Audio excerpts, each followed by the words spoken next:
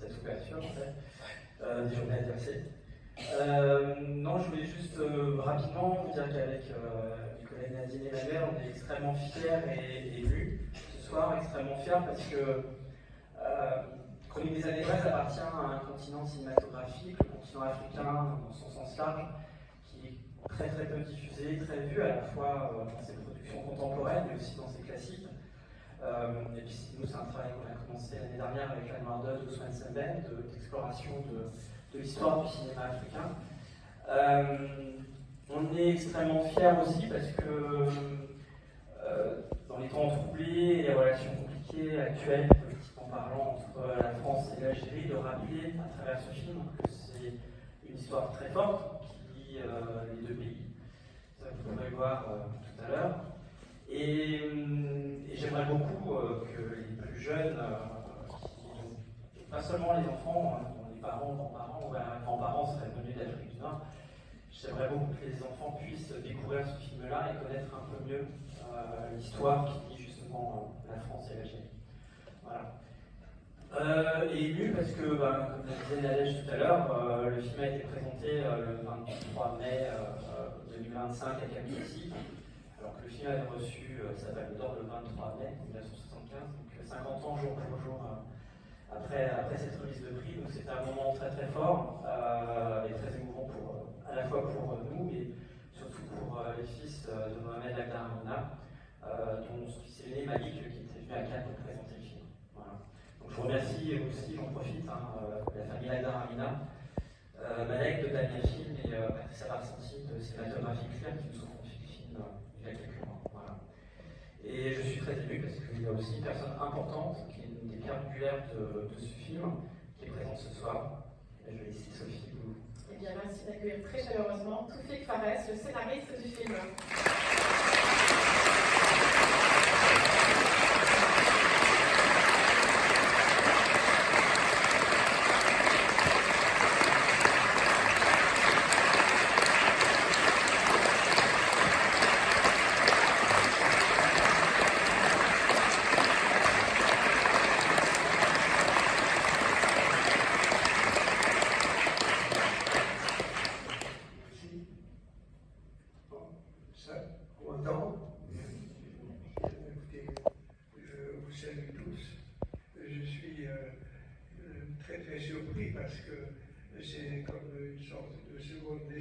Ce film, parce que ça fait 50 ans, donc on pourrait croire que c'est un vieux film, mais en fait il y a des films qui ne vieillissent pas. Nous vieillissons, mais pas des films. Il y a 50 ans, évidemment, j'étais beaucoup plus jeune quand j'ai travaillé sur ce film, et le voir aujourd'hui revenir, être projeté, et qu'un public nouveau le découvre, comme vous avez dit, c'est très émouvant pour moi parce que ça représente beaucoup de travail et surtout ça représente quelque chose qui, dans l'histoire même de ce film, parce que quelle histoire, vous allez la découvrir, mais enfin, elle se résume en un peu de mots, c'est comment on peut vivre sous la domination. En fait, c'était la question qui nous était posée quand nous avons abordé ce film, c'était de savoir comment on pouvait exprimer les sentiments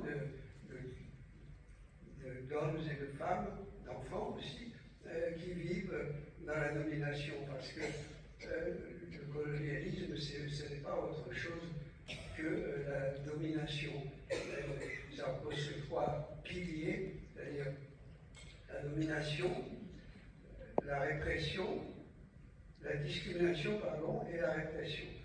Et c'est ce que nous avons essayé de construire dans cette histoire, à travers cette histoire, c'est-à-dire le parcours de quelqu'un qui se trouve confronté à cette domination, qui passe d'abord et dès le départ par quelque chose de très important, que je ne vous souhaite pas de connaître, c'est la dépossession. La colonisation, c'est la dépossession.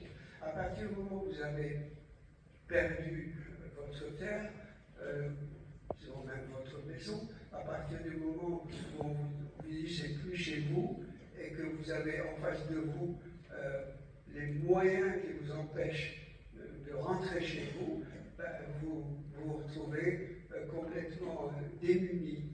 Et ce qu'on a voulu montrer, c'était que si ça s'est passé comme ça, c'est d'ailleurs un gâchis en quelque sorte de l'histoire, c'est-à-dire qu'il y a eu des promesses qui ne se sont pas réalisées, c'est-à-dire la possibilité qu'il soit mis un terme d'une façon efficace, normale, humaine, à cette domination qui poussait des gens à être considérés comme des inférieurs. On parlait d'indigènes, donc ça prouve bien que ça avait une connotation, disons, pas très agréable pour ceux qui entendaient. Alors l'histoire, vous allez la découvrir, mais c'est très simple. C'est quelqu'un qui a perdu sa terre et qui devient donc un prolétaire de la terre. Il passe au prolétariat. Et c'est à travers cette démarche-là qu'il va petit à petit prendre conscience que c'est une injustice et qu'il va essayer de mettre fin à cette injustice. C'est aussi simple que ça. C'est plus compliqué à vivre, mais dans le film, on a essayé de le rendre d'une façon plus simple, d'une façon linéaire, de suivre ce personnage avec sa famille, sa femme, ses enfants, qui va traverser toute cette histoire et qui va aboutir, comme ça s'est passé d'ailleurs dans l'histoire, à la révolte d'abord, à la révolution ensuite. Mais je crois que la chose la plus importante dans le film, c'est qu'il n'y a pas de dissimulation. C'est-à-dire que vous allez voir comment on entre petit à petit dans ce processus d'abord de servitude, ensuite de révolte, ensuite de révolution. C'est en fait ça la thématique du film. Et comme le film est très long, je pense qu'il vaut mieux que je vous laisse le regarder. Et je remercie surtout tous ceux qui ont pu faire que ce film renaisse 50 ans après. Pour moi, 50 ans, c'est très très loin. Voilà, je vous remercie.